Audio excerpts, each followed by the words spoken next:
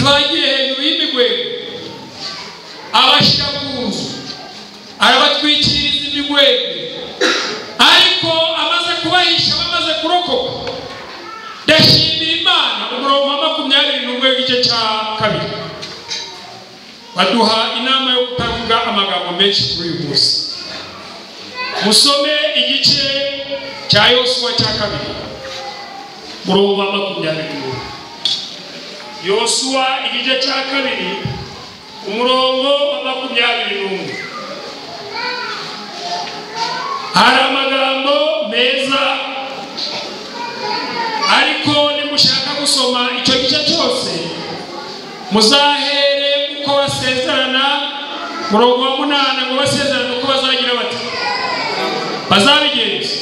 Ariko ngiye kwisomera umurongo wa 17.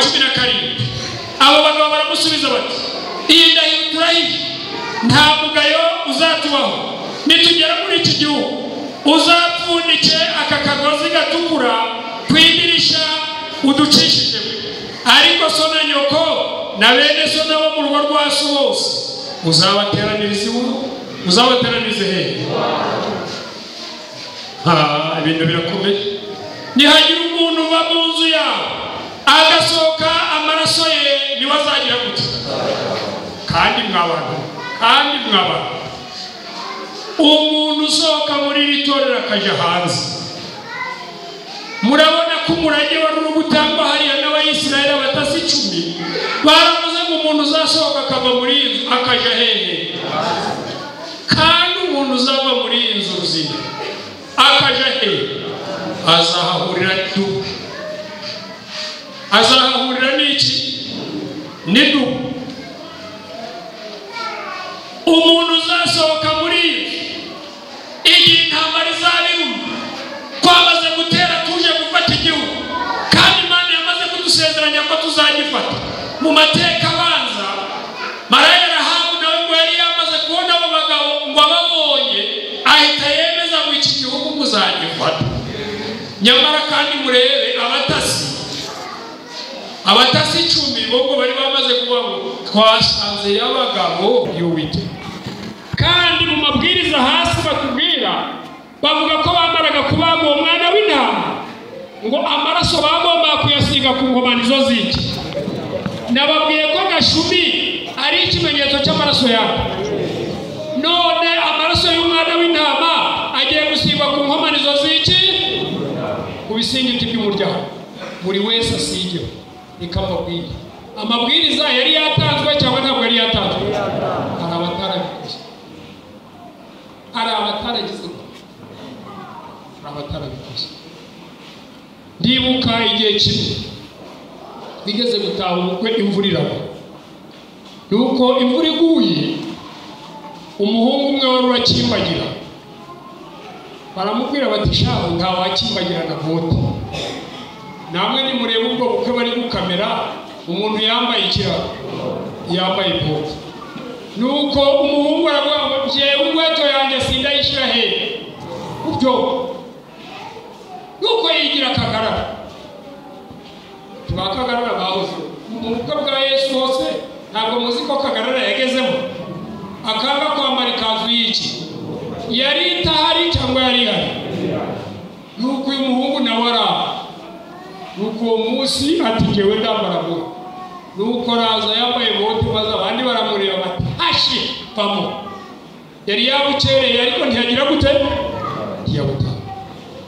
Buriya rero bakagarara bahoragaho, yaba mu makoperative tubamo, yaba mu nsengero nk'izi tubamo, yaba mu buvandimwe no mu muryango. Muzarebe n'abana barakubuka yewe baciye n'umugani ngo harya ngo nukubyara bangarikira benshi bari kukabyara mweru naki namwe. Burya muhima abagaho neza byanze. Yaba hari aba baririmbyi bo muri korali bo barabizi. Harya muhimo namwe muramugiragara.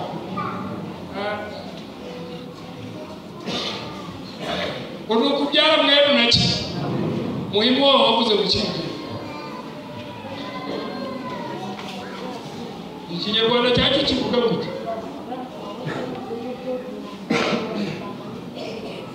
ukanganya ibitekerezo ukagasaza ntabwo kunsobanura muhimo ni iki kubyara mweru na muhimo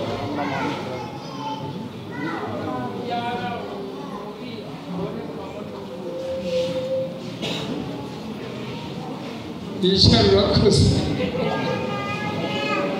ikindi iyo kibaye ikizamini rero kandi buri munsi babiciraga abana babo yemwe umuntu abyara mweru na kira ariko bibaye ikizamini bitagiye kubona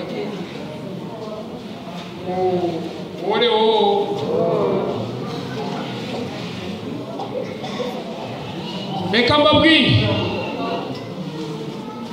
ikizamini cyari kihari kwari ukurya abakenyeye kurya bahagaze si ubundi arimo bakamubwira ngo arya ahagaze biba bigaragaza ko agiye kwitegura urugamba urya uhagaze ukarya ibishari ukotsa wakwesa inkweto unambaye kandi hari nijoro kubera ko bagiye kwitegura iki urugamba bakagenda nuko iyo niyo pasika y'Uwiteka ariko pasika mwibuke ko yari igizwe mu cyago cya nyuma ngo abatarakoze uwo muhango wose wo gusiga amaraso kuki abo bose ngo abana b'imfura bagomba kugira ngo reka mbabwire ngo kwa Farawo barapfuye ko ntiyabikoze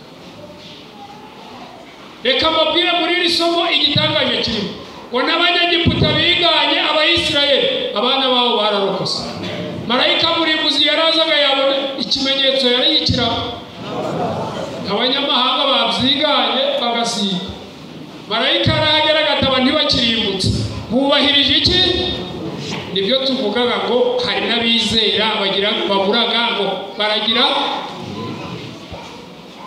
abayobozi bavuga ko ari guhangana nabo akabura ngo kabaragira n'abanyamahanga bagize kabaragira kuki nuko ikibazo kimwe cyaje kuba bakomeje kuja mu byo batatangiye mu rugendo batatangiye burya ngo mu bantu batangiye kwivovota bari abo ngabo bagezeho babona ishuri bagiye kwinjiramo rikomeye ngo batangira kuvuga ngo ibintu birakomeye baratangira amadegede yacu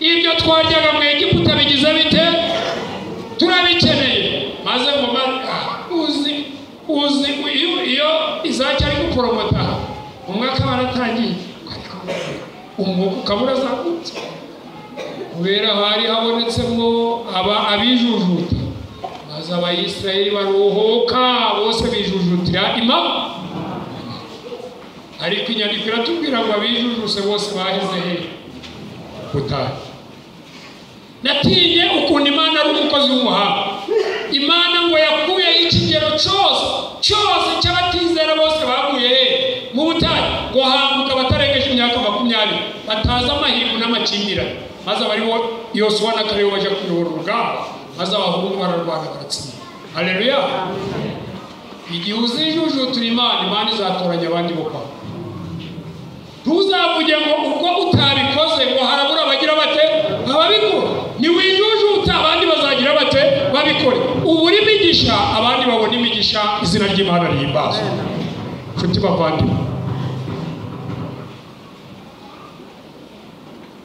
bavandimwe ndagira ngo mbabwire ko iyi pasika yabaye umugisha iyi pasika imeze itya iriho ariko iriho mu bundi buryo urebe mu Bakorindo ndashaka kugira ngo musome iri somo ryo mu Bakorindo maze ritubwire pasika yacu uyu munsi dufite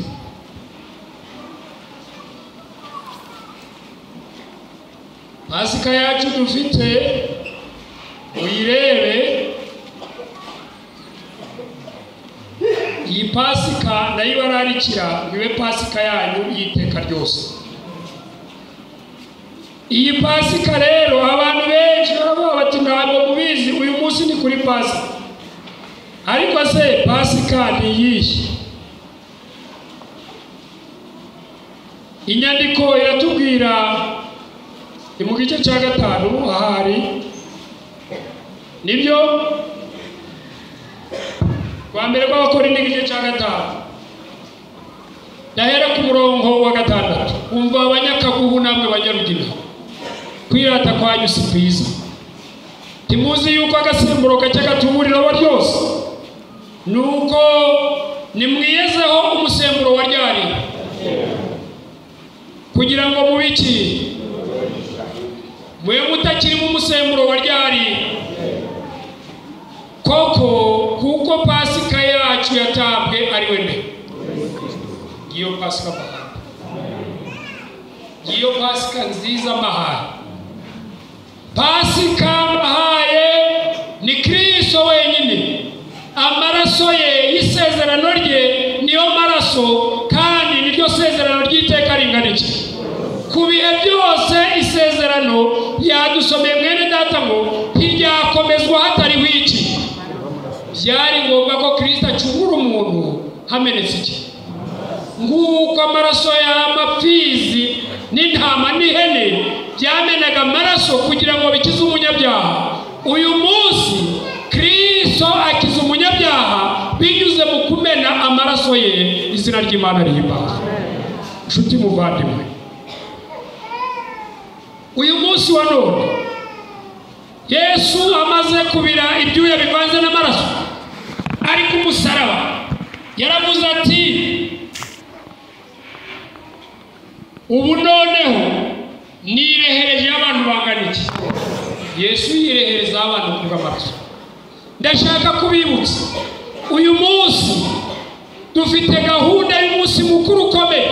Umuntu wasibye amateraniro afite ikibazo, kuko aya materaniro niho twongera kwibuka urupfu rw'Umwami Yesu, kandi niho twongera iyo tunyweye divayi tukaryana n'umukati tuba twibutse umubiri wa Kristo, tukibuka n'amaraso ye yatambwe ku bwabe.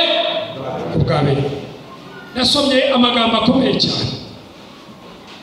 Ndongozi y'umukuru w'itorero ku ipaje 194 nasomyeho amagambo atanga. Kajya basomye kandi ndongoza benshi barayisoma kuri amafaranga atarenze igihugu. Nyamara harimo amagambo meza kandi akomeye ku ipaje 193. Nasomye ngo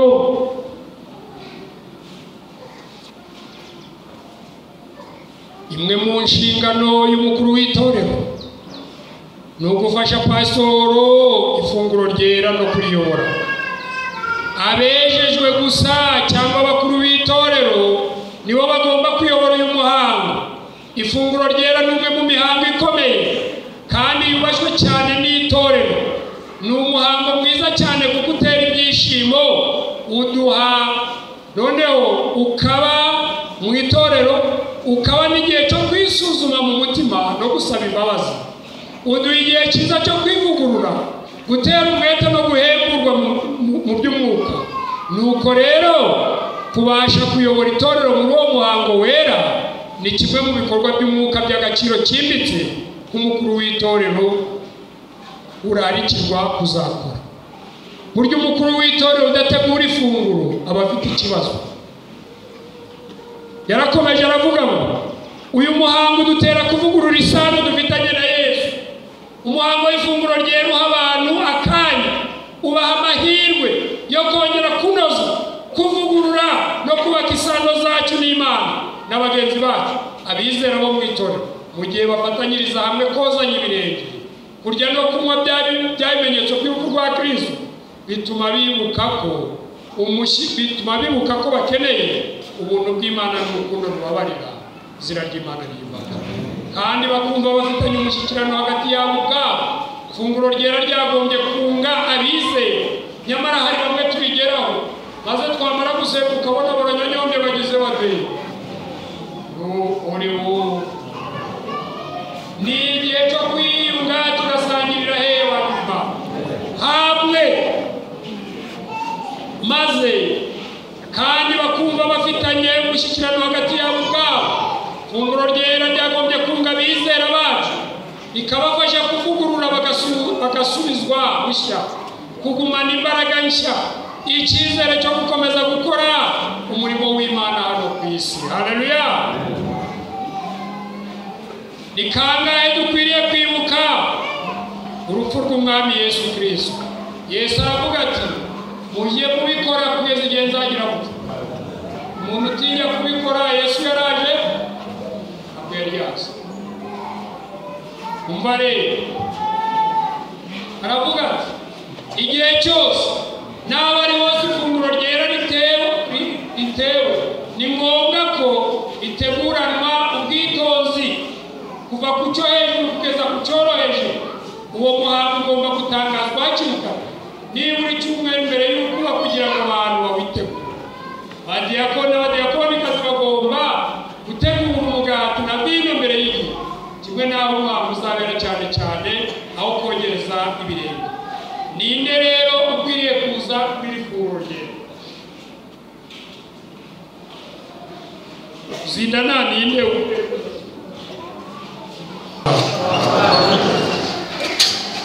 none ni kubararikira ngo mwakira amaraso aranduza cyangwa reza? Haleluya. Bararikiye kwakira ikimenyetso cy'amaraso ya Kristo ngo buri wese kimubere isezerano ry'iteka ringana iki ryose. Kandi iryo sezerano turibonera mu gashumi gatukura. Ikigisho cyacu kitubwira ngo agashumi kagize gatukura. Aka gashumi gatukura harya mu gaheruka he?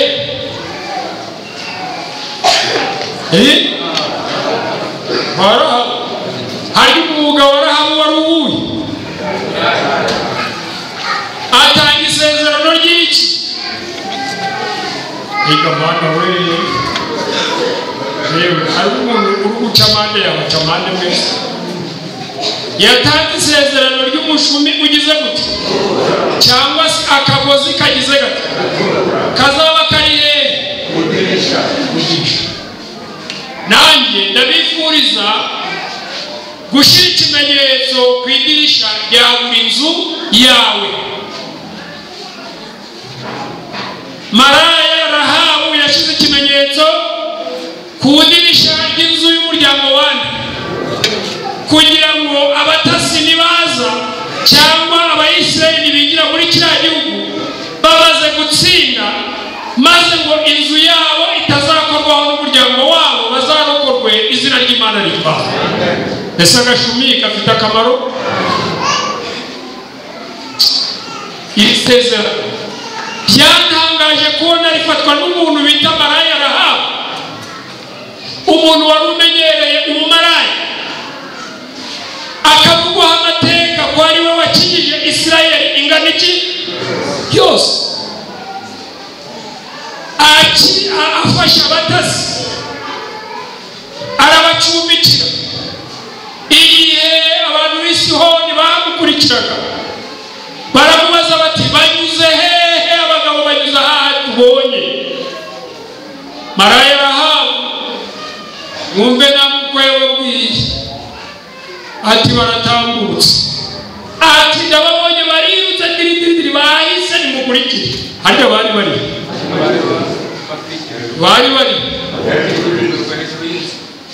ari bagiye hejuru y'imigwego abashyira ku nzu arabatwikiriza imigwego, ariko amaze kubahisha bamaze kurokoka. Ndashimira Imana. Umurongo wa 21 w'igice cya 2 baduha inama yo kutavuga amagambo menshi kuri uyu munsi. Musome igice cya Yosuwa cya 2 umurongo wa 21. Yosuwa igice cya 2 umurongo wa 21. Hari amagambo meza, ariko nimushaka gusoma icyo gice cyose muzahere uko basezerana. Umurongo wa 8 ngo basezerana uko bazagira bati bazabigenza. Ariko ngiye kwisomera umurongo wa 17. Abo bagabo baramusubiza bati iyi ndahiro turahiye nta mugayo uzatubaho nitugera muri iki gihugu uzapfundike aka kagozi gatukura kwidirisha uducishije, ariko so na nyoko na bene so nabo mu rugo rwa so bose uzabateranirize hehe? Ibintu birakomeye. Nihagira umuntu uva mu nzu yawe agasohoka amaraso ye niwe azagira gute? Kandi mw'abantu umuntu usohoka muri iri torero akaja hanze, murabona ko umurage wari uri gutangwa hariya n'Abayisiraheli abatasi 10 baravuze ngo umuntu uzasohoka akava muri iyi nzu akaja hehe? Kandi umuntu uzava muri iyi nzu ruzima akaja hehe? Azahahurira n'iki? N'idubu. Umuntu uzasohoka muri iyi igihe intambara izabiruma twamaze gutera tuje gufata igihugu, kandi Imana yamaze kudusezeranya ko tuzagifata. Mu mateka abanza marayika Rahabu nawe ngo yari yamaze kubona abo bagabo ngo ababonye ahita yemeza ngo iki gihugu muzagifata. Nyamara kandi murebe abatasi 10 bo bari bamaze kuvuga ngo twasanze y'abagabo hari abahungu bazi kuririmba ngo wimbega ibibigabo bininiwe. Mujya kuyumva iyo ndirimbo, bari bamaze guhuka batiye. Baravuze ngo umuntu uzasohoka akava muri iyi nzu akaja hehe? Kandi umuntu uzava muri iyi nzu ruzima akaja hehe? Azahahurira n'iki? N'idubu. Umuntu uzasohoka muri iyi nzu igihe intambara izabiruma twamaze gutera tuje gufata igihugu, kandi Imana yamaze kudusezeranya ko tuzagifata. Mu mateka abanza marayika Rahabu nawe ngo yari yamaze kubona abo bagabo ngo ababonye ahita yemeza ngo iki gihugu muzagifata. Nyamara kandi murebe abatasi 10 bo bari bamaze kuvuga ngo twasanze y'abagabo hari abahungu bazi kuririmba ngo wimbega ibibigabo bininiwe. Mujya kuyumva iyo ndirimbo, bari bamaze guhuka batiye. Yosuwa na Kalebu bahoreza abantu barababwira bati nimuhumure tuzabarya imizi. Kubera iki? Bibiliya ibyashuwe isoza iki gitabo kibyashuwe gisoza Bibiliya kivuga ngo ariko abanyabwoba n'abatazagira bati nta mugabane bafite mu bwami bw'iki. Baje gutanga ingero umuntu agatiti, baje guhiga umuntu agatiti, baje kugira icyo bakora ugasanga buri gihe umugabo ahoraga ari gutiti. Nta gihe yirekura ngo avuge avuga ati mu izina rya Yesu Imana izabikora. Buriya rero Yosuwa na Kalebu harya mwarize amateka musanga bari bafite intwaro zirenze iz'abandi bari bajyanye bari bafite. Icyo babarushaga ni iki? Bijya rero muri abagabo n'abagore, ariko kwizera kugize gute? Kandi kwizera iyo ntwaro ya mbere izatuma abantu bajya mu bwami bwo mu ijuru. Ndagira ngo mbabwire ngo Kalebu igihe bahozaga abantu, mwibuke ko Yosuwa na Kalebu, nzabivuga mu yandi mateka y'umugabo witwa Kalebu na Yosuwa bagabana imigabane, bamaze kugera hariya, bamaze kugera i Kanani bahinduye igihugu. Nzabibereka muri Yosuwa igice cya 14. Ariko ndagira ngo mbabwire ngo uko bakomeje kurwana urugamba ntibigeze bajya mu miruho n'imihati y'iby'isi, nibo bagabanye nyuma bamaze gutuza abandi bose izina ry'Imana rihimbazwe. Igihe Kalebu yazaga ati umusozi wacu, igihe cyari kigeze ngo agabane umusozi we. Abantu benshi iby'Imana babijwe no kurangarira mu by'isi, nyamara kandi Bibiliya ubwayo iratubwira ngo nitugeraho maze umuntu wo mu rugo rwanyu uzajya ahandi ntajye mu nzu iwanyu agasohoka, amaraso ye niwe azabaho, twe nta rubanza ruzatubaho. barabeshe. None reka mbabaza, iryo ni isezerano ntabwo ari isezerano? Ryagomba gusohora ryari? Iserikano ryagomba gusohora ryari? Yemuhu ugiye data ari neza neza.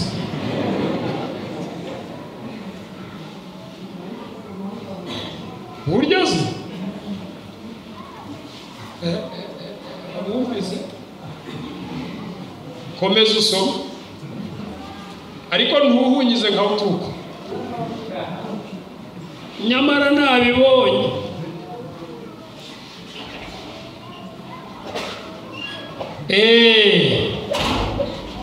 nuko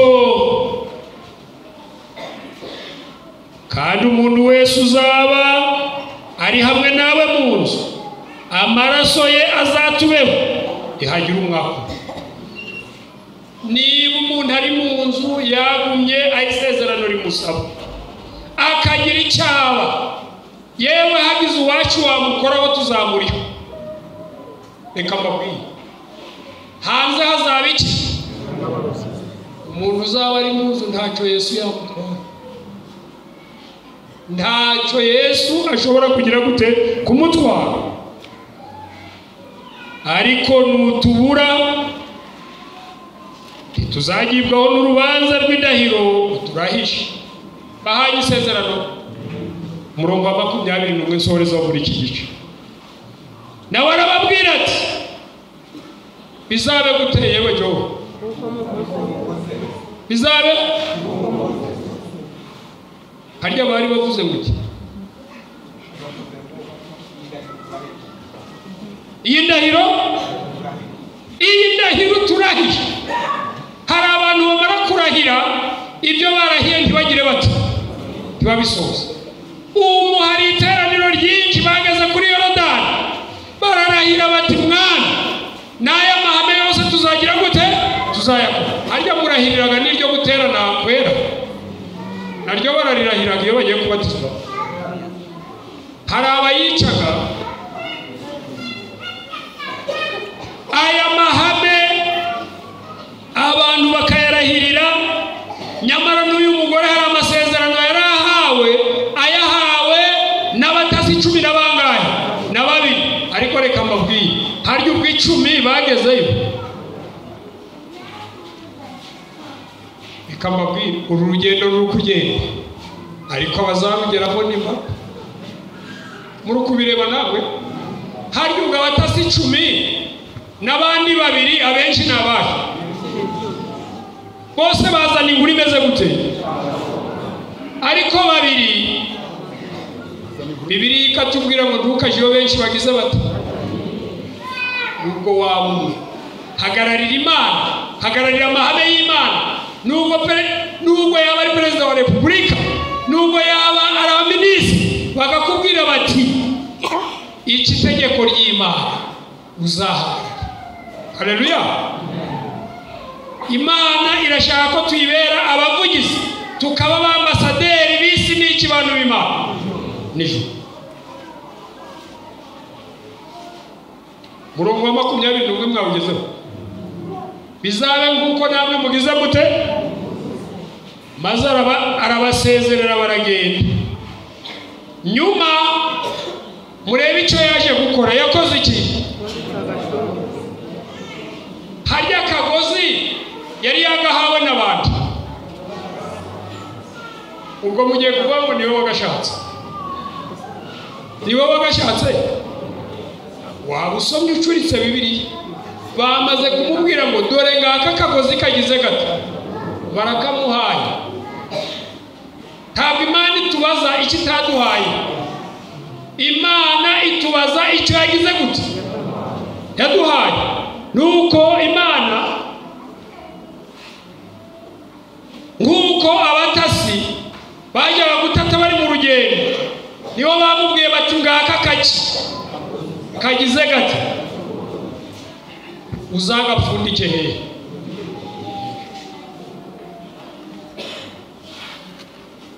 Nirebere muri abo bagabo baririmbye neza. cyiza haguruka ajya akagozi kawe gapfunditse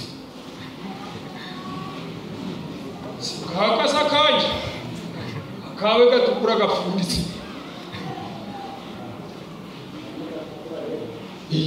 akagozi kagize gato izadore ngaka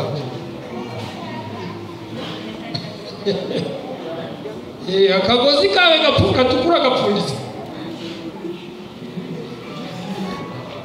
ngaho nyerekaho kari ni ririya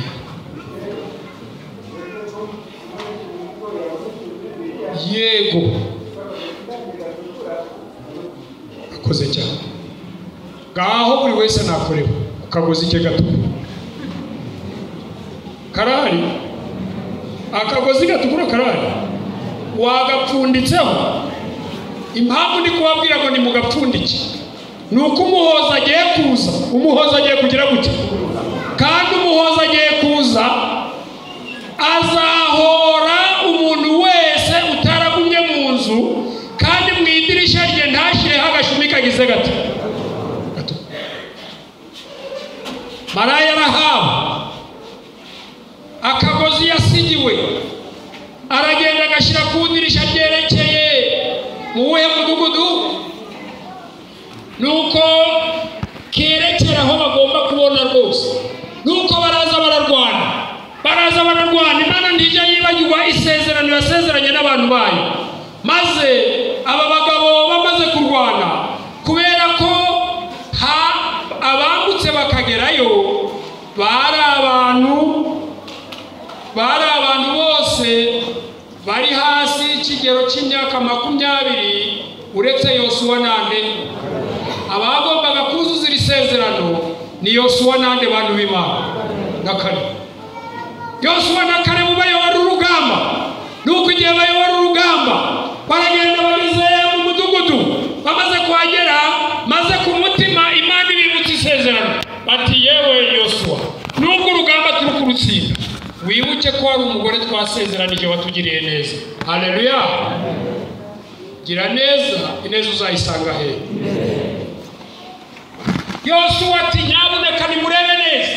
Yosuwa ahagarika ingabo arazibwira ati nimuhagarare mubanze murebe inzu murasanga aho mu idirishya akagozi kagize gate gatukura abari mu nzu bose mubakize. Haleluya. Izaki akagozi gatukura k'inzu yakaguhu kari hehe?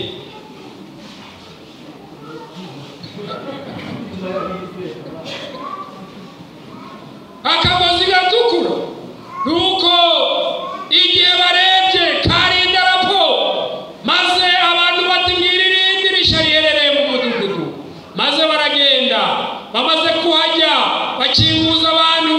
Mwibuke isezerano riravuga ngo abawe bose bazaza babe mu nzu igihe twateye maze tuzabakize. Haleluya. Nuko bahageze baravuga bati maraya arahawe. Undi ati karame uri hehe n'umuryango wawe? Ati turi hano muri iyi nzu. Maze maraya arahawe amaze gusohorwa asohorwa n'abatasi mu nzu bati ngwino ntukiri umunyamahanga ubaye umwisirayeli. Haleluya. Maraya arahawe n'umuryango we barokorwa n'isezerano bagiranye maze aka kagozi kaho gafateho ataka umutima wawe. Aka kagozi karasobanura ngo ni isezerano ry'amaraso ya Kristo muri icyo gihe. Haleluya. Yiri sezerano akagozi kagize gate gatukura isezerano ry'amaraso yande ya Yesu ryari ribonetse uwo munsi kugira ngo maraya arahawe igihe yazirikaga akagatambaro mu idirisha yakaziritse avuga ngo nanjye nshunguwe n'amaraso ya Yesu. Uburaya ubusambanyi mu izina ry'iteka ryose sinzabusubiramo iteka ryose. Nuko maraya arokorwa icyo gihe kandi ntiyasubira mu maraya abuvamo iteka ryose. Iyo abantu bamaze kwakira amaraso ya Kristo ntibasubira mu byo babagamo baba bivuyemo iteka ringana iki ryose. Maraya arahawe. Ubu ndi mu bikurikirana murasanga ari mu gisekuruza cya Yesu. Abasomye mwamubonyemo ntakiri mu muryango w'abamaraya, ahubwo yabaye nyirakuruza wa Yesu. Haleluya! Imana yacu yakwicubahiro. Nshuti muvandimwe, ndakwingingira gufata ku kimenyetso cy'amaraso ya Kristo asigwe ku nkomanizo z'imitima. Iyi ni Pasika yabayeho mu Kuva 12 umurongo wa mbere, kandi iyi Pasika yagombaga gukorwa ku buryo abagomba gukora iyi Pasika ngo bagombaga gushaka, ndabivuga mu nshamake, umwana w'intama, kandi umwana w'intama ushobora kuribwa mu muryango. Ubwo abanyamerwe rero barambwira ngo none ko mutatwemereye kurya inyama muri iki gihe. Nawe yaravuze ati mu minsi y'imperuka inyama zizaba zirize zite. Uyandi magambo, ubu na leta yabyigisha ko inyama zitukura zitakigezweho kuribwa. Nyamara kandi abize ibyerekeranye n'ubuzima bavuga ko ziriya nyama zitukura ziprovoka kugira ngo noneho abantu barware indwara ya kanseri, zituma abantu barwara kanseri vuba. Muraho yemwe, zituma abantu barwara kanseri. Nyamara bagaha inama abantu habi barya inyama zumwe.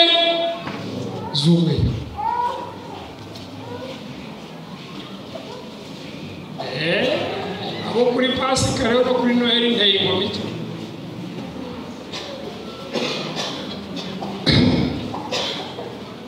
Kuva igice cya 12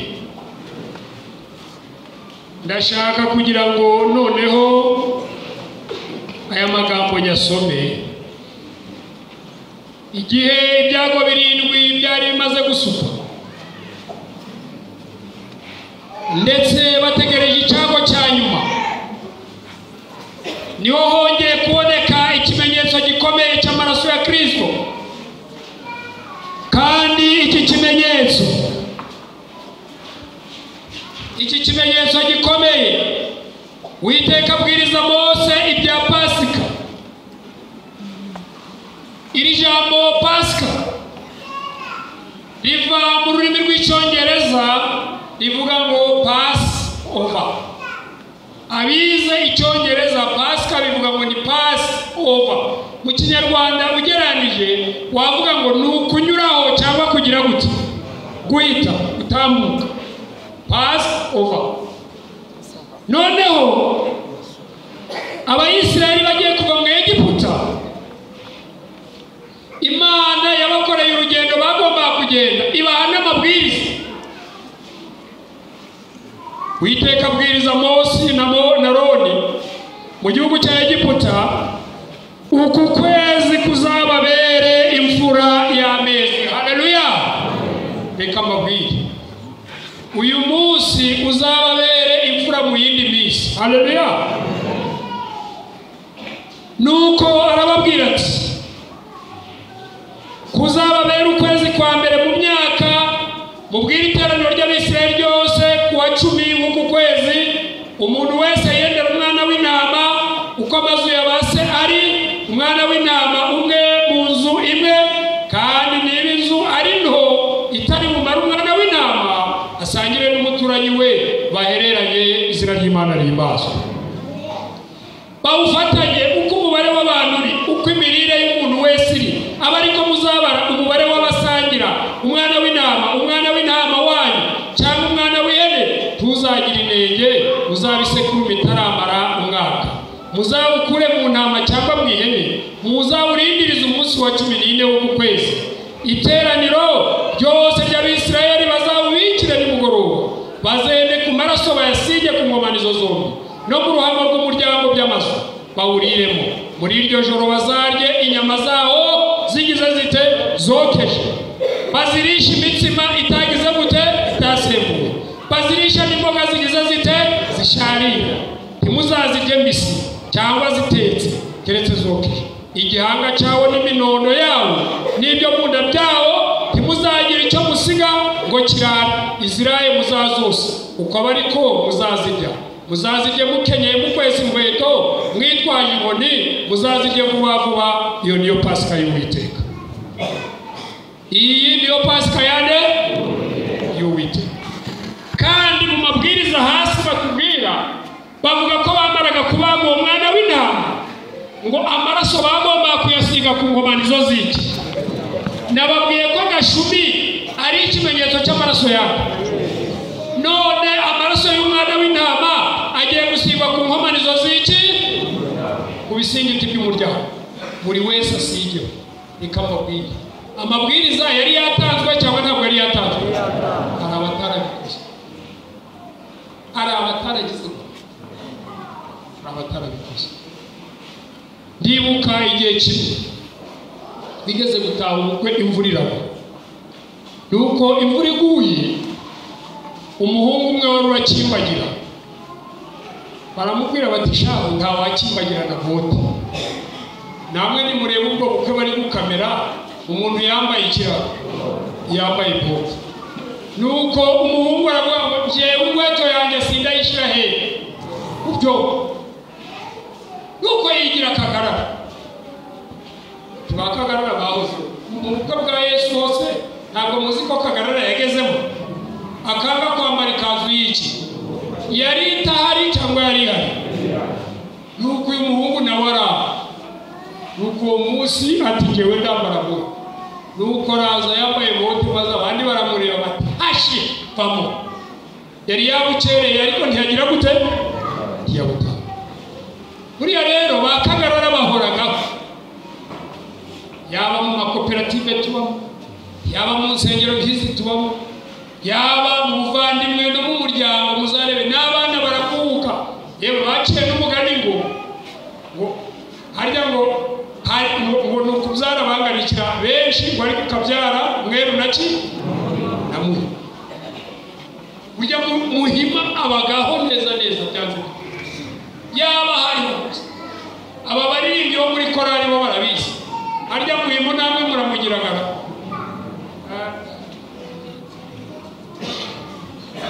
Ngo ni ukubyara mweru naki muhimo wabo wavuze gukimubwira. Ikinyarwanda cyacu kivuga gute? Atanganya ibitekerezo ukagasaza ntabwo kunsobanura. Muhimo ni iki? Kubyara mweru na muhimo.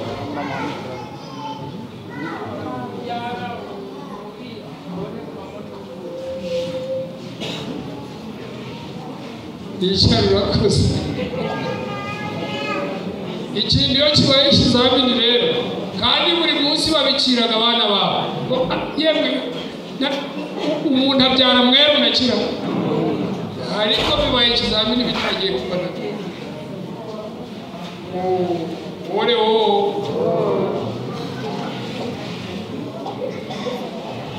Reka mbabwire, ikizamini cyari kihari kwari ukurya abakenyeye, kurya bahagaze. Si umuntu arimo bakamubwira ngo arya ahagaze, biba bigaragaza ko agiye kwitegura urugamba. Ujya uhagaze ukarya ibishari, ukotsa, wakwesa inkweto, unambaye, kandi hari nijoro, kubera ko bagiye kwitegura iki rugamba bakagiye. Nuko iyo niyo Pasika y'Uwiteka. Ariko Pasika mwibuke ko yari igizwe mu cyago cya nyuma, ngo abatarakoze uwo muhango wose wo gusiga amaraso kuki, abo bose ngo abana b'imfura bagomba kugira ngo reka mbabwire no kwa Farawo barapfuye ko ntiyabikoze. Reka mbabwire muri iri somo igitangaje kirimo ngo n'Abanyegiputa biganye Abayisirayeli, abana babo bararokose. Marayika murimbuzi yarazaga yabona ikimenyetso yari yikira. Abanyamahanga babyiganye bagasiga. Marayika arahagera agataba ntibakirimbutse. Bubahirije iki? Nibyo tuvugaga ngo hari n'abizera bagira baburaga ngo baragira abayobozi bavuga ko ari guhangana nabo, akabura ngo kabaragira n'abanyamahanga bagize kabaragira kuki. Nuko ikibazo kimwe cyaje kuba, bakomeje kuja mu byo batatangiye, mu rugendo batatangiye. Burya ngo mu bantu batangiye kwivovota bari abo ngabo, bageze babona ishuri bagiye kwinjiramo rikomeye, ngo batangira kuvuga ngo ibintu birakomeye, baratangira amadegede yacu,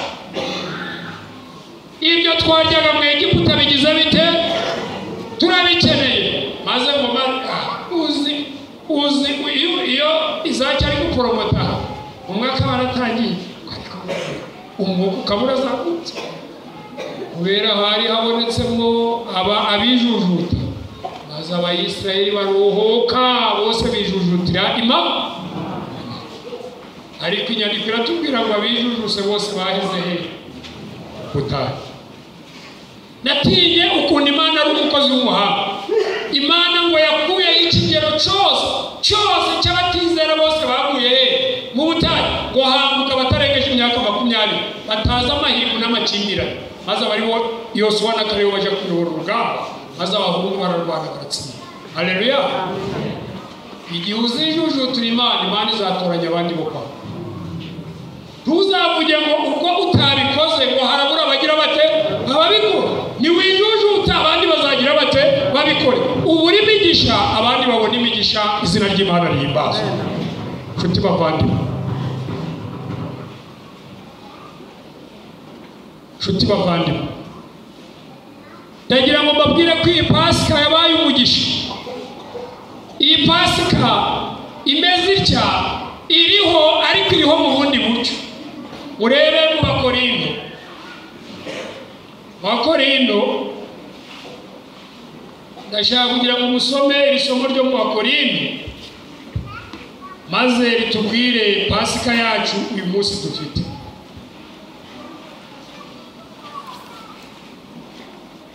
Pasika yacu dufite uyirebe. Iyi Pasika nayo bararikira bibe Pasika yanyu y'iteka ryose. Iyi Pasika rero abantu benshi baravuga bati ntabwo mubizi, uyu munsi ni kuri Pasika. Ariko se Pasika ni iyihe?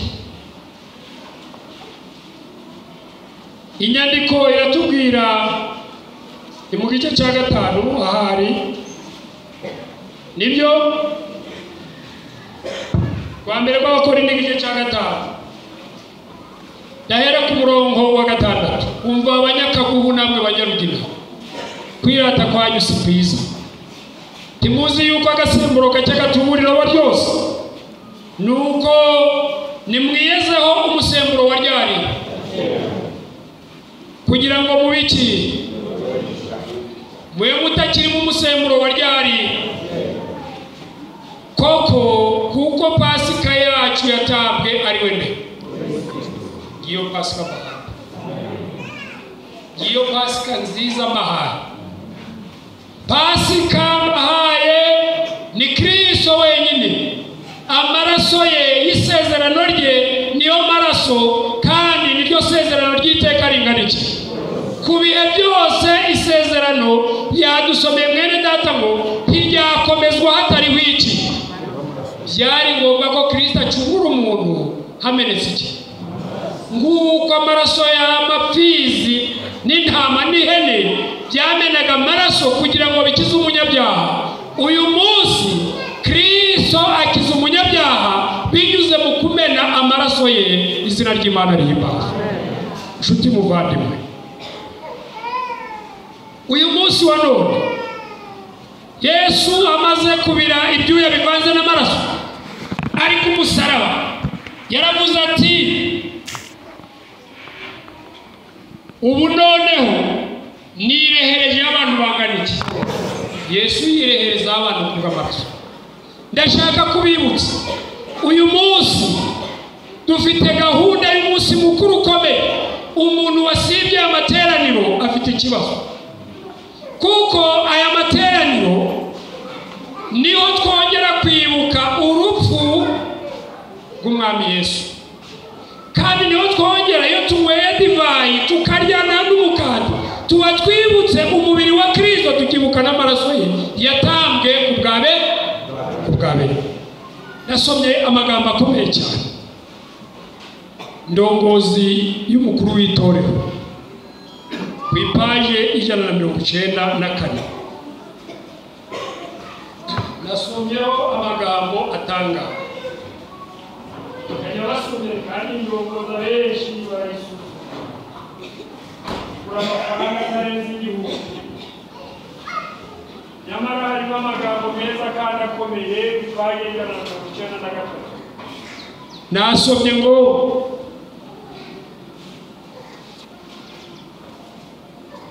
imwe mu nshingano y'umukuru w'itorero ni ugufasha pasitoro ifunguro ryera no kuriyobora. Abejejwe gusa cyangwa abakuru b'itorero nibo bagomba kuyobora uyu muhango. Ifunguro ryera ni umwe mu mihango ikomeye kandi yubashywe cyane n'itorero. Ni umuhango mwiza cyane kuko utera ibyishimo, uduha noneho ukaba mu itorero, ukaba n'igihe cyo kwisuzuma mu mutima no gusaba imbabazi. Uduha igihe cyiza cyo kwivugurura, gutera umwete no guhemburwa mu by'umwuka. Nuko rero kubasha kuyobora itorero muri uwo muhango wera ni kimwe mu bikorwa by'umwuka by'agaciro cyimbitse k'umukuru w'itorero urarikirwa kuzakora. Buryo umukuru w'itorero udategura ifunguro aba afite ikibazo. Yarakomeje aravuga ngo uyu muhango dutera kuvugurura isano dufitanye na Yesu. Umuhango w'ifunguro ryera uha abantu akanya, ubaha amahirwe yo kongera kunoza, kuvugurura no kubaka isano zacu n'Imana na bagenzi bacu abizera bo mu itorero, mu gihe bafatanyiriza hamwe kozanya ibirenge, kurya no kunywa by'ibimenyetso by'urupfu rwa Kristo. Bituma bibuka ko bakeneye ubuntu bw'Imana n'urukundo rubabarira izina ry'Imana ry'Imana, kandi bakumva bafitanye umushyikirano hagati yabo ubwabo. Ifunguro ryera ryagombye kunga abizeye, nyamara hari bamwe tubigeraho maze twamara guseka ukabona baranyonyombe bagize bate uri wowe. Ni igihe cyo kwiyunga tugasangirira hewa hamwe, maze kandi bakumva bafitanye umushyikirano hagati yabo ubwabo. Ifunguro ryera ryagombye kunga abizera bacu, rikabafasha kuvugurura bagasubizwa bushya, kugumana imbaraga nshya, icyizere cyo gukomeza gukora umurimo w'Imana hano ku isi. Haleluya! Ni kangahe dukwiriye kwibuka urupfu rw'Umwami Yesu Kristo? Yesu aravuga ati mugiye kubikora kugeza igihe nzagira gute. Umuntu utinya kubikora Yesu yaraje abwiriza. Umva rero aravuga ati igihe cyose n'abo ari bose ifunguro ryera ritewe ni ngombwa ko iteguranwa ubwitonzi kuva ku cyo hejuru kugeza ku cyoroheje. Uwo muhango ugomba gutangazwa hakiri kare, nibura icyumweru mbere y'ukuba kugira ngo abantu bawitegure. Abadiyakoni n'abadiyakonikazi bagomba gutegura umugati na vino mbere y'igihe, kimwe n'aho umuhango uzabera cyane cyane aho kogereza ibirenge. Ninde rero ukwiriye kuza kuri ifunguro ryera? Zindana ninde mbitekereza? Ni umuntu wese wamanya n'umutima n'inama yaramaze kubyarwa ubwa kabiri. Ubwa kabiri yarabatije. Yavuze ngo niko agize gute ko abitekereza. Nibyo, ariko reka mbabwire ikintu gikomeye. Ni dore hano barabibaje, ninde ukwiriye ku ipaji 194? Ninde ugira uruhare ku ifunguro ryera akarizamo? Igihe Yesu yasangiraga n'abigishwa be ibya Pasika, yavuze ko umukati ushushanya umubiri we, wadutangiwe na vino yashushanyaga amaraso ye ava ku bwa benshi kugira ngo babarirwe ibyaha. Yesu yatanze ubugingo bwa benshi kugira ngo babarirwe ibyaha, kubw'abanyabyaha, akaba rero ararikira abanyabyaha gusangira ifunguro rye, bibuka igitambo gishobora kubakiza ingoyi y'icyaha. Haleluya! Harya n'abanyabyaha baje ku ifunguro rye? Abanyabyaha baje ku ifunguro rye?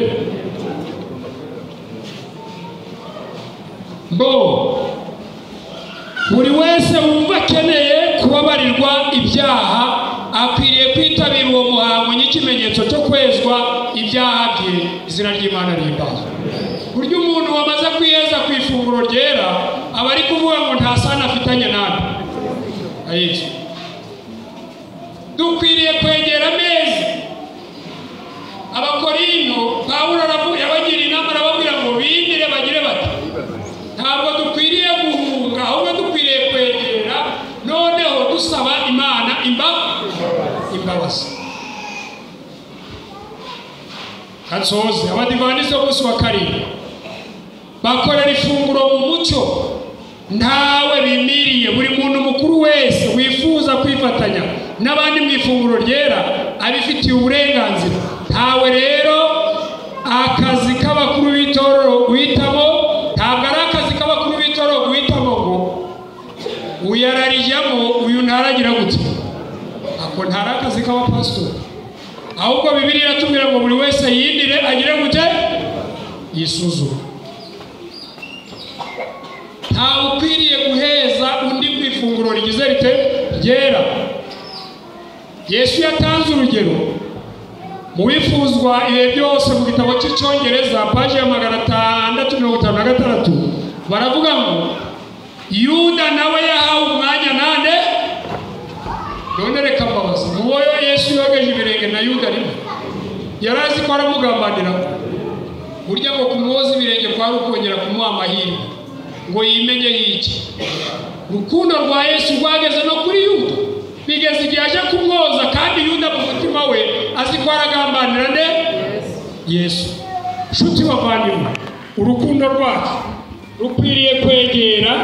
Ahangaha hari bamwe mu itorero bumva ko ibyaha byabo bitabemerera kugira umwanya ku ifunguro rye, ariko ibyaha byabo nibyo byakabaye impamvu. Ibyaha ngo nibyo byakabaye impamvu yo kujya he, kuko Bibiliya iratubwira ngo tubanza twinire tugire gute, twisuzume. Ndabararikira kuzasoma wifuzwa ibihe byose igice cya 71 cye cya 72, aho bavuze ngo kugira ngo munyibuke. Nabonyemo amagambo meza ariko yose sinageraho. Ndashaka kubasomera ipaji ya 184. Indongozi ni ya pastor, ntabwo ari y'abakuru b'itorero, ntabwo ari y'abizera. Iyi ni ya pastor. Kansome aya magambo. Ni amagambo meza. Umuhango w'ifunguro ryera watangijwe na Kristo igihe Kristo yasangiraga n'abigishwa bwa nyuma. Uyu muhango uba umwanya wo kwibuka igitambo cya Kristo no gukomeza abagize itorero. Ukwera k'uwo muhango n'umushyikirano utabera utera ushyikirano utera bituma abizera bakomezwa kandi bakaba bashya mu byamwuka. Kuyobora umuhango w'ifunguro ryera ni imwe mu nshingano zera z'ingenzi z'umupasitoro cyangwa umukuru w'itorero wejejwe. Wifuzwa Elina White ivugabutumwa paji ya 214. Inshuro uwo muhango ugomba gukorwa. Ni akamenyero mu matorero y'abadivanisi gukora uwo muhango w'ifunguro ryera mu gihamya cyo kuramya inshuro imwe n'igihembwe. Ubwo itorero rya Kaburi igomba kurirya kangahe? Si rimwe mu gihembwe se? Mugira ibihembwe bingahe? Umva disi. Mbonye ko mutazi kuraba. Mugira ibihembwe bingahe? Igihembwe kigizwe n'amezi angahe? Abantu bahorana n'imigisha ya buri gihembwe. None munaniwe kuba.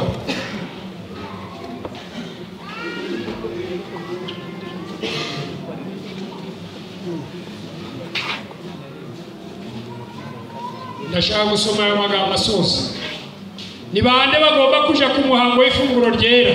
Adivanize w'umunsi wa karindwi ipaje 145 batanga ifunguro ryera ku bantu bose. Haleluya. Bakararikira umuntu wese weguriye Kristo imibereho ye kuwuzamo. Urugero rwa Kristo rutubuza kwitandukanya n'abandi mu gihe cy'ifunguro ryera. Cyakora icyaha cyakorewe mu ruhame gitera abagikoze guhezwa.